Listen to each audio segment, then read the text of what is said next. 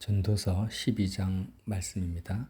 너는 청년의 때에 너의 창조주를 기억하라. 곧 공고한 날이 이르기 전에 나는 아무 낙이 없다고 할 해가 갑갑기 전에 해와 빛과 달과 별들이 어둡기 전에 비 뒤에 구름이 다시 일어나기 전에 그리하라. 7절입니다. 흙은 여전히 땅으로 돌아가고 영은 그것을 주신 하나님께로 돌아가기 전에 기억하라. 전도자가 이르되 헛되고 헛되도다. 모든 것이 헛되도다. 아멘. 전도서 말씀의 결론은 청년의 때에 너의 창조주를 기억하라는 것입니다. 청년의 때라는 것은 꼭 젊은 시절 20대 30대를 말하는 것이 아니라 내가 활동하고 움직이고 뭔가 청년이라는 것은 일하고 움직이고 활동하는 그런 대표성을 띠고 있죠. 내가 무슨 일을 할 때 언제 어디서나 항상 창조주 하나님을 기억하라는 거예요. 죽기 전에. 우리는 꼭 마음속에 새겨야 될 것이 무엇이냐면 성경에 신구약에 뭐뭐 하라는 말씀이 있어요. 뭐뭐 하라. 모든 계명과 율법은 하라는 거죠. 그런데 이 하라고 할 때 반드시 갈호가 있어요. 갈호가 있는데 그 안에 예수 그리스도 안에서라는 전제가 붙습니다. 십계명도 마찬가지입니다.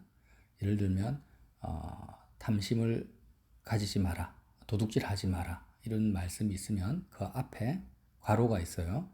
예수 그리스도 안에서.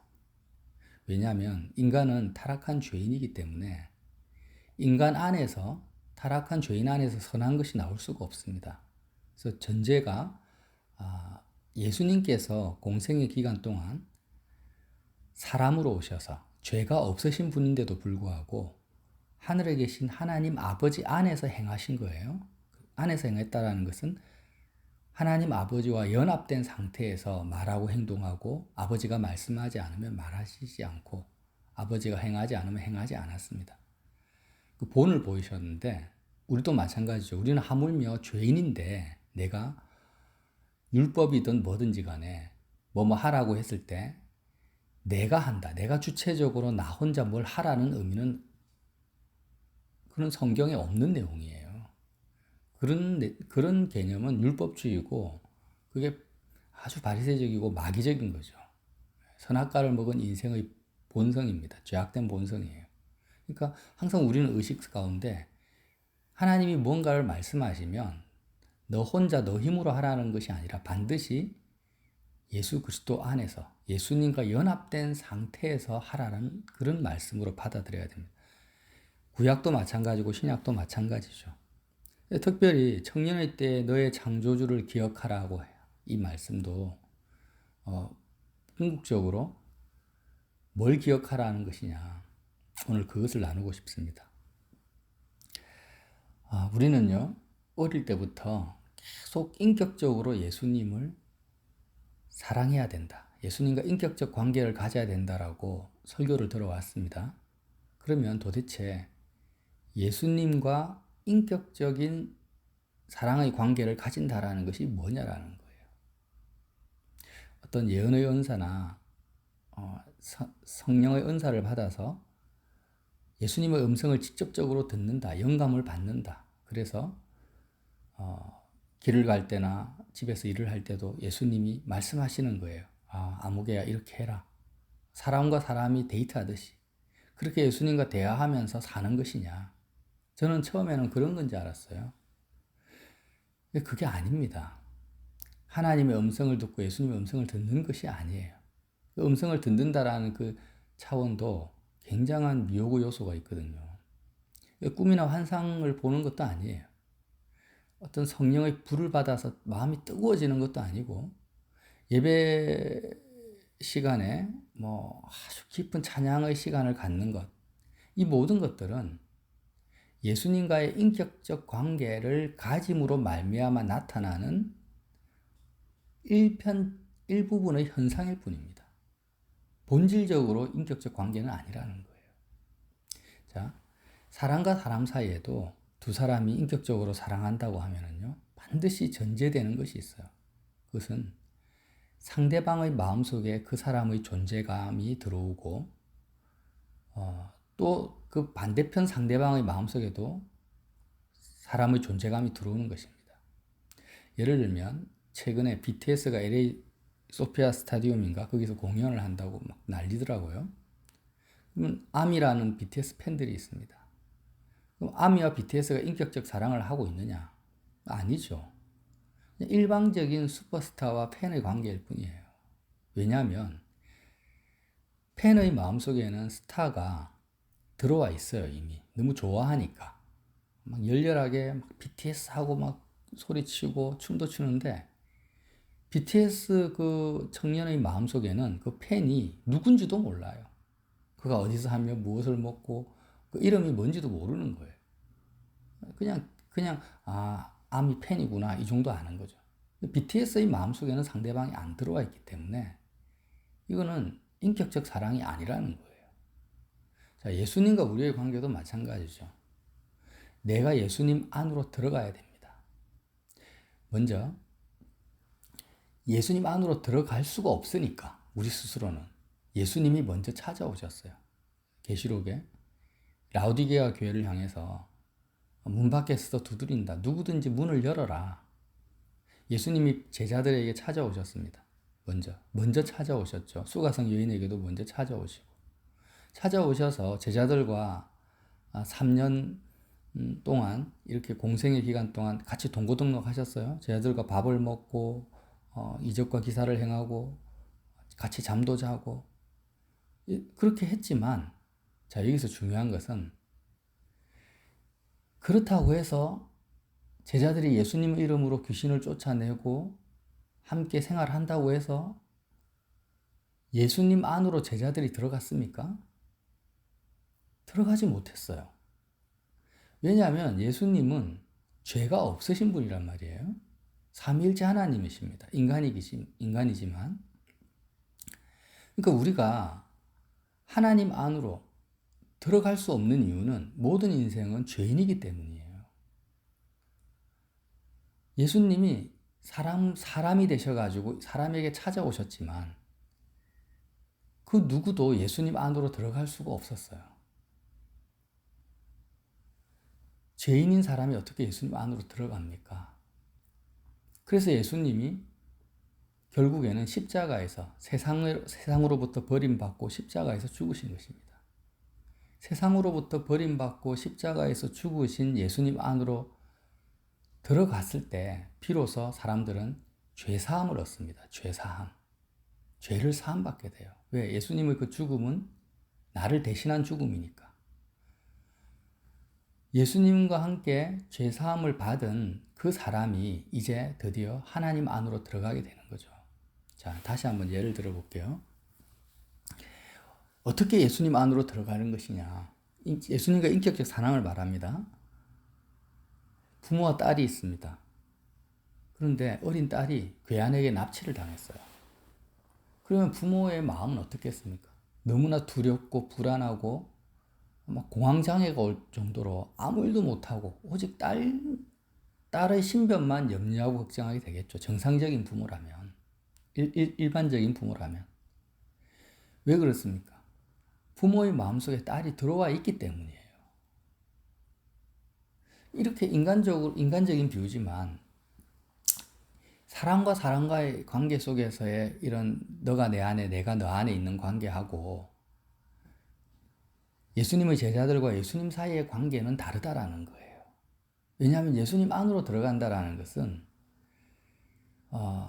하나님 안으로 들어가는 거와 같기 때문이라는 거죠. 삼위일체 하나님이기 때문에.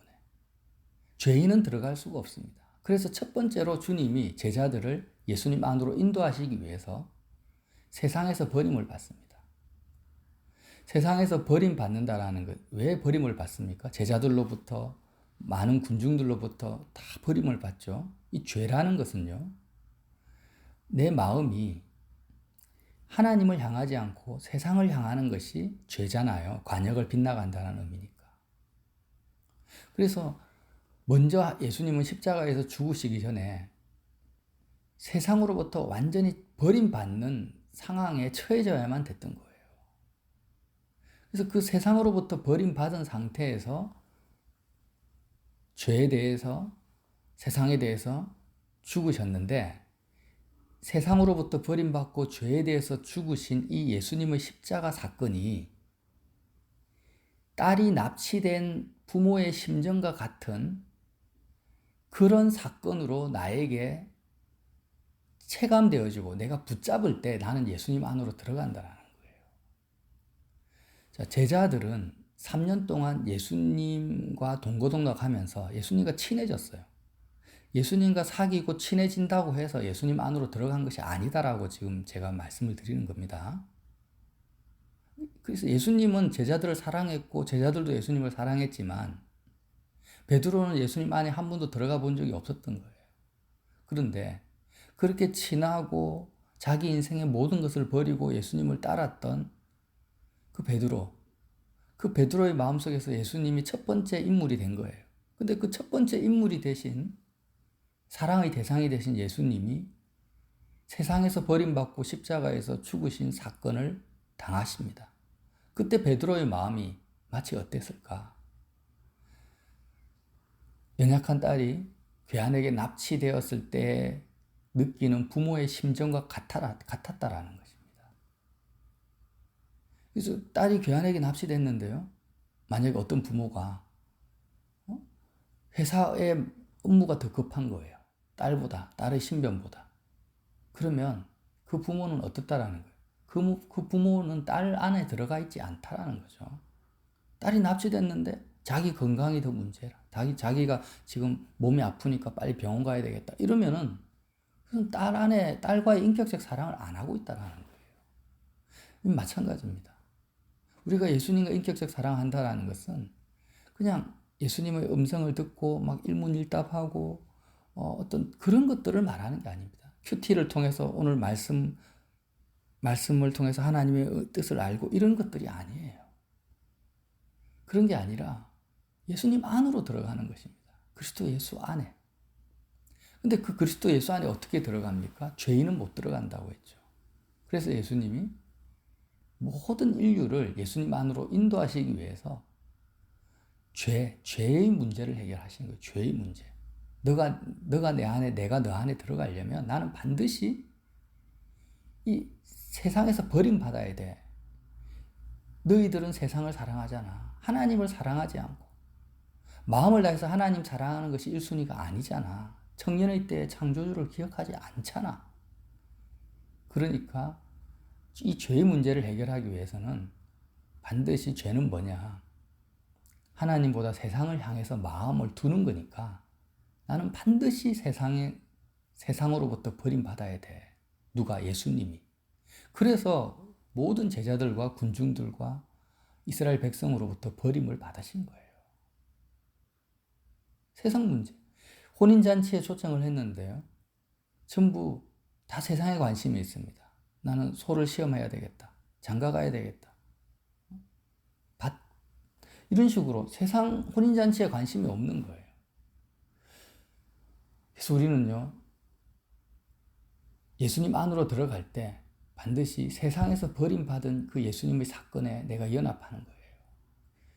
우리가 인생이 느끼는 가장 큰 고통이 뭡니까? 버림받는 거잖아요. 부모로부터 버림받고 사랑하는 남편이나 아내나 자녀로부터 버림받은 부모들도 있더라고요, 요즘에. 자녀들이 부모를 막 그냥 휴게소에 버리고 가는 현대판 고려장. 그런 것이 너무 가슴 아프고 사람들이 느끼는 가장 큰 고통인데 오히려 예수님 안으로 들어가는 데 있어서는 세상에서 버림받는 경험과 사건이 오히려 더 큰 도움이 된다는 거예요. 예수님과 인격적 사랑을 하는 가장 큰 도움이 되는 사건들인 거예요. 세상을 사랑하는 사람들이 가장 싫어하고 힘들어하고 고통스러워하는 그 버림받는 사건이 세상에서 버림받고 십자가에서 죽은 예수님과 인격적인 사랑을 하는 결정적 계기가 될 수 있는 은혜의 사건이 될 수 있다는 것입니다. 그래서 성경에 나타난 수많은 사람들이 있잖아요. 수가성 여인도 남편과의 관계에서 버림받은 상태죠, 사실. 내 남편이 아니니까. 문둥병 환자들, 맹인들, 귀신 들린 사람들 전부 세상으로부터 버림받은 상태잖아요. 그들이 예수님을 먼저 만납니다. 창녀들도 그렇고요. 왜 그래요? 십자가 사건은 반드시 세상으로부터 버림받고 죽어야 되기 때문인 거예요. 이게 바로 예수님 안으로 들어가는 것입니다. 죄가 뭐라고요? 세상과 짝하는 것이니까. 그래서 우리는요, 일부러 막 인간관계를 깰 필요는 없습니다. 그러나 예수님과 인격적 사랑을 가지고자 하는 사람이 사람들로부터 칭찬받고 인정받고 다른 사람과 더 깊은 든든한 인간적 바벨탑을 쌓고자 한다면 그거는 주님과 인격적 사랑을 안 하겠다라는 거죠. 자, 저 오늘의 핵심은 뭐냐면요.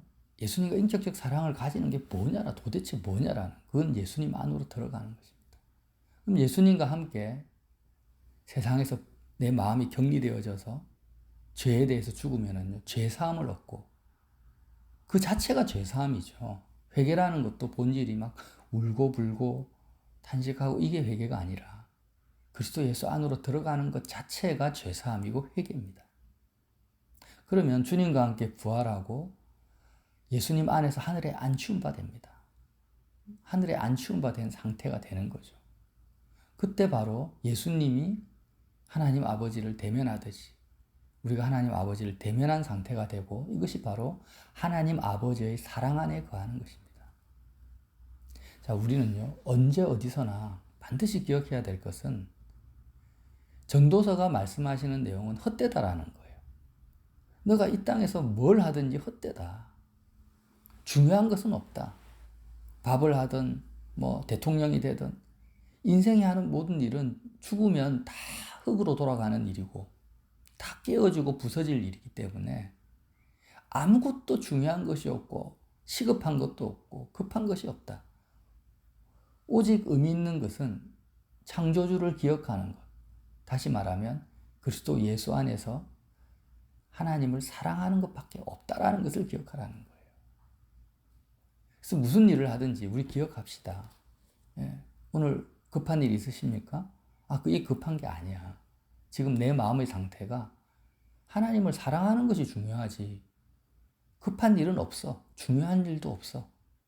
하나님을 사랑하는 것만이 유일하게 가치 있고 중요하다라는 것을 꼭 기억하라는 거예요. 이게 솔로몬 전도자의 전도서의 결론이고 주제입니다. 그런데 우리가 하나님을 사랑하는 것이 뭐냐? 내가 열심히 그냥 전도하고 봉사하는 게 사랑하는 겁니까? 아니에요. 하나님의 사랑 안에 거하는 것입니다. 하나님은 우리를 이미 사랑하고 계십니다. 하나님은 태초 전부터 우리를 사랑하고 계세요. 그러나 죄인들은 그 하나님의 사랑을 느끼지도 못하고 체감하지도 못하는 이유는 하나님의 사랑 안에 거하지 않기 때문이죠. 왜 사랑 안에 거하지 못합니까? 죄인이기 때문에, 말 그대로. 어려운 거 하나도 없습니다. 내가 죄인이기 때문에. 그래서 주님이 이 땅에 오셔서 얘들아, 너희들이 내가 너희 안에 거하고 너희가 내 안에 거하면 죄사함을 얻고 특별히 세상에서 버림받고 십자가에서 죽은 나의 이 사건을 가장 너희 인생에서 중대하고 큰 사건으로 현재 시간과 공간을 초월한 지금 너의 사건으로 받아들이면 언제든지 누구든지 내 안에 들어오게 돼. 내 안에 들어오면 하나님의 사랑 안에 거하는 거야. 죄사함을 받고. 지금 이게 복음이죠. 그래서 오늘도 꼭 기억합시다. 부모가 딸이 납치되었는데 다른 일에 신경을 빼앗기고 쓴다면 딸 안에 들어가 있는 부모가 아닌 것처럼 예수님이 세상에서 버림받고 십자가에서 죽은 이 사건이 나의 가장 큰 사건이 되지 않으면 나는 예수님 안에 들어가 있는 게 아니에요. 들어갈 수도 없습니다. 그래서 갈라디아서 3장에 어리석도다 갈라디아 사람들아, 예수 그리스도께서 십자가에 못 박히신 것이 너희 눈에 밝히 보이거늘 이렇게 말씀하시잖아요. 우리 눈에 지금 예수님이 십자가에서 죽으신 그 사건이 밝히 보이는 상태만 되면 그리스도 예수 안으로 들어가게 되는 것입니다. 이것이 인격적 사랑입니다. 이렇게 주님과 함께 동행하시는 복된 날 되시기를 예수님 이름으로 빌어드립니다.